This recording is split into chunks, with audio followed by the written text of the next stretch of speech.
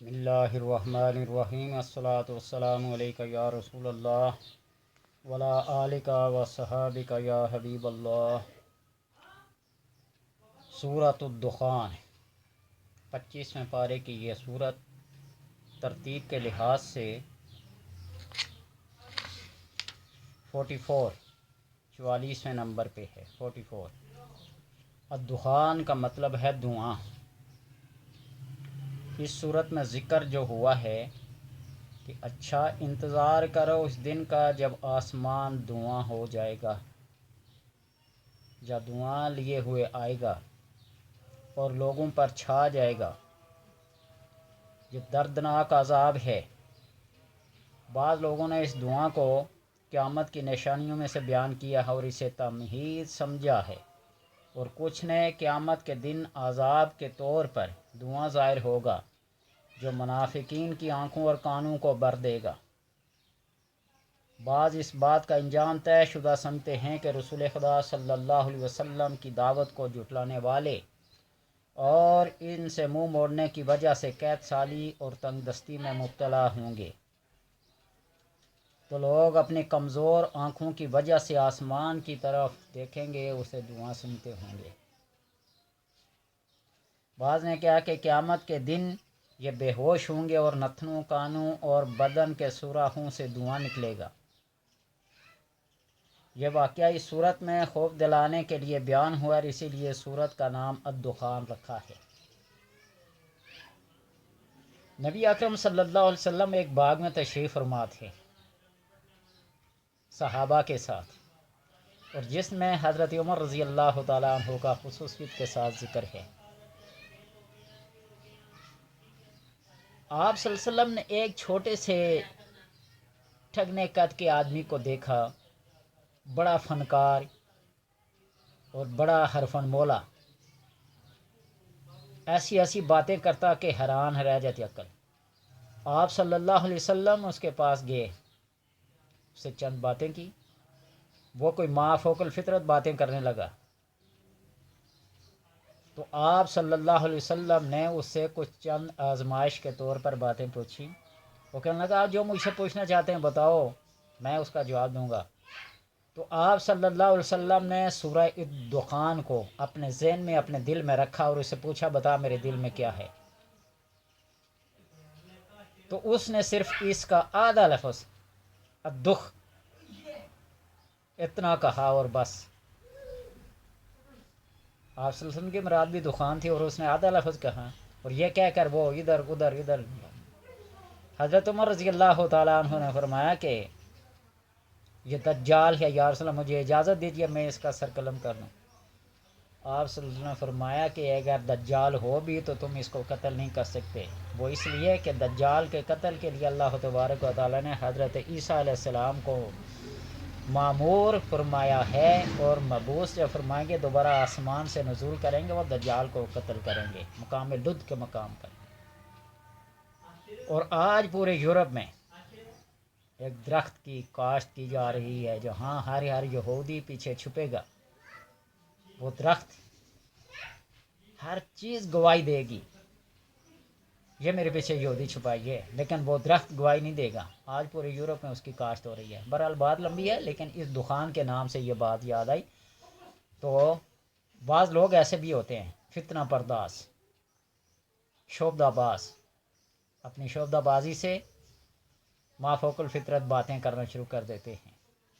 تو بہرحال جو بھی اس دخان کا معنی ہو، قیامت کے دن یا قیامت کی نشانیاں یا بھوک اور پیاس اور افلاس کی وجہ سے آسمان کی طرف کمزور آنکھوں سے دیکھے گا، انہیں دھواں معلوم ہو، جو بھی ہو، بہرحال ایک دردناک عذاب کے طور پر اس کو بیان کیا گیا ہے۔ سورہ دخان کو لکھ کر اپنے پاس رکھے گا، وہ شیطان کے مکر و فریب سے محفوظ رہے گا، دجال سے محفوظ رہے گا، دجل و فریب سے محفوظ رہے گا۔ اور آج بھی لوگ بڑے بڑے دعوے کرتے ہیں، ہمارا لیڈر یہ، ہمارا لیڈر یہ ہے، ایک آواز پہ لبیک کہتے ہوئے تن من دہن کی بازی لگانے کو بھی تیار ہیں۔ لیکن بات یہ ہے کہ دجال جب آئے گا نا تو اس کے پیروکار بھی بہت سارے لوگ ہوں گے. وہ آسمان کی طرف اشارہ کرے گا، بارش برسنا شروع کر دے گا. کڑکتی دھوپ میں ابر کو، بادل کو حکم کرے گا، وہ سایہ بن جائے گا. قید سالی کو خوشحالی میں، خوش سالی کو قید حالی میں تبدیل کر دے گا. جنت اور دوزخ اس کے پیچھے پیچھے چلتے ہوں گے. جس کو وہ جنت سمجھتا ہوگا وہ مسلمانوں کے لیے دوزخ، اور جس کو وہ دوزخ سمجھے وہ مسلمانوں کے لیے جنت ہوگی. یہ اللہ تبارک و تعالیٰ کا کیا ہے طریقہ کار ہے کہ اپنے ماننے والوں کو آگ کے اندر ڈال کر بھی گلزار بنا دیتا ہے، کنویں کے اندر ڈلوا کے بھی تو تخت بچھوا دیتا ہے، چھری کے نیچے رکھ کر بھی جنت سے دنبا بھجوا دیتا ہے. گویا کہ اپنے چاہنے والوں کو، اپنے محبوبوں کو وہ ہر طرح کی پروٹیکشن مہیا کرتا ہے. تو جو لکھ کر اس سورہ دخان کو اپنے پاس رہے، دجل و فریب شیطان کے مکر عصیب و جن سے محفوظ رہے گا.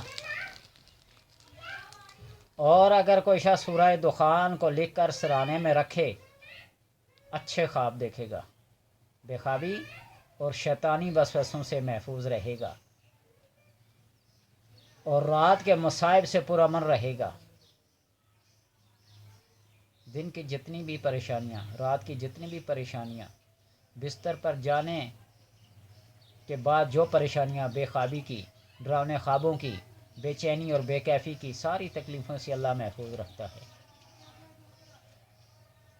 برے خواب دکھا کے، ڈر اور خوف دکھا کے بعض دفعہ اللہ تبارک و تعالی بندے کو آنے والے مصائب سے محفوظ رکھتا ہے.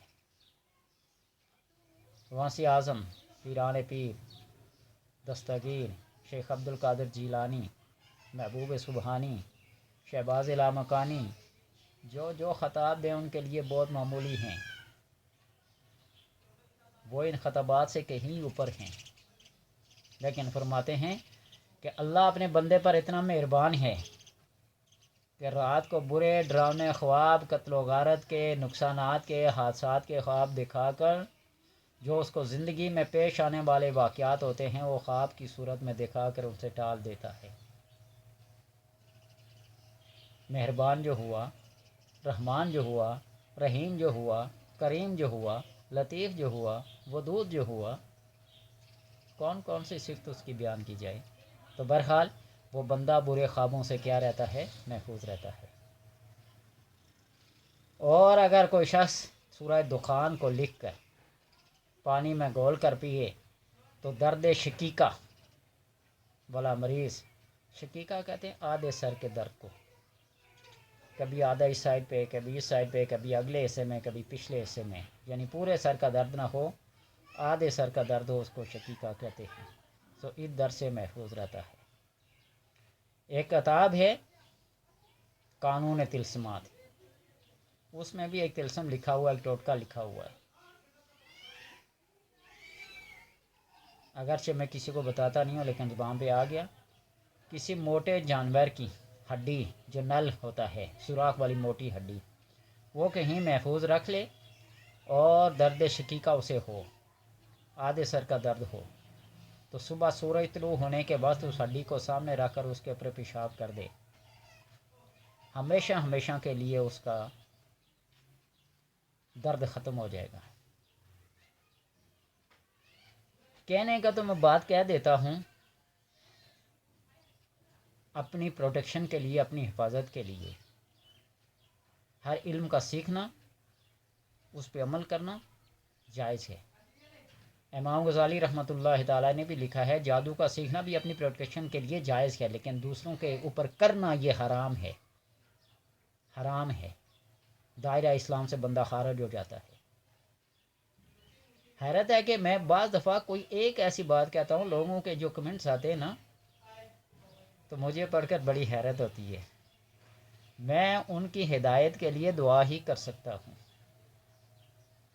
میرا یہ شیوا، میرا یہ نظریہ میری یہ سوچ نہیں ہوتی کسی کو بد دعا دینے کی۔ جب سے میں نے ذوالنون مصری رحمۃ اللہ تعالیٰ کا قول پڑھا ہے، عمل پڑھا ہے، اس دن سے لے کر آج تک میں نے کسی کی بدبختی، کسی کی نحوست، کسی کی پریشانی، کسی کے خطرات کے لیے، نقصانات کے لیے بد دعا نہیں کی۔ میں کرتا ہوں اللہ ان کو ہدایت دے دے۔ اور یہ نبی اکرم صلی اللہ علیہ وسلم کی سنت ہے۔ وہ طائف کا دن جو آپ کی زندگی میں سب سے مشکل ترین دن تھا، پہاڑوں کے، شجر و حجر کے فرشتے نازل ہوئے کہ ہم اس زمین کو تہ و بالا کر دیتے ہیں، ہاں بھائی میں اجازت دے دیجیے۔ آپ صلی اللہ علیہ وسلم نے فرمایا کہ میں کائنات کے لیے رحمت بنا کر بھیجا گیا ہوں۔ آپ نے دعا فرمایا اللہم اہد قومی فانہم لا یعلمون، اے اللہ میری قوم کو ہدایت دیے، یہ مجھے نہیں جانتے۔ بجائے کسی کو بد دعا دینے کے اس کی ہدایت کے لیے دعا کریں، صراط مستقیم کی دعا کریں۔ بجائے کسی کو چور، ڈاکو، لٹیرا، زانی، شرابی کہنے کے اس کی ہدایت کے لیے دعا کریں، اللہ تبارک و تعالیٰ اس کو ہدایت دے۔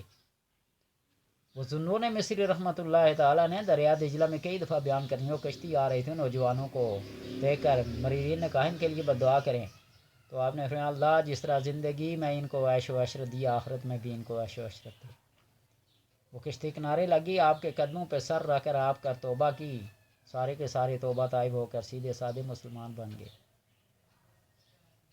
تو اس لیے مجھے کہتے ہیں لوگ آپ یوٹیوب پہ پیسے کماتے ہیں اور لوگوں کو ایسے ایسے عملیات بتاتے ہیں، بندہ پڑھ کے پاگل ہو جاتا ہے۔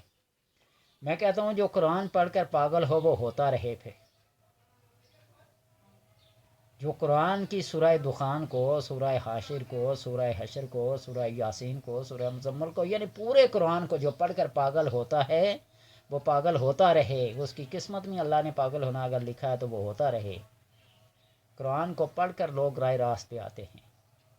اور جب سے یہ میں نے ویڈیو کا سلسلہ شروع کیا اس دن سے لے کر آج تک کوئی بندہ اگر مجھے یہ ثابت کر کے دے دے کہ میں نے اس یوٹیوب کے ذریعے سے کوئی ایک پیسہ بھی کمایا ہو، یا لوگوں کو یوٹیوب پہ کوئی ایسا وظیفہ بتایا جو لوگوں کے لیے نقصان دہ ہو، یا قرآن اور حدیث کے الفاظ کے علاوہ میں نے کسی کو کوئی بات بتائی ہو، لوگوں کے اپنے ذہن ہیں، ان کی اپنی سوچ ہے، ان کے اپنے اعمال ہیں، ان کے بارے میں مجھ سے نہیں پوچھا جائے گا اور میرے بارے میں ان سے نہیں پوچھا جائے گا۔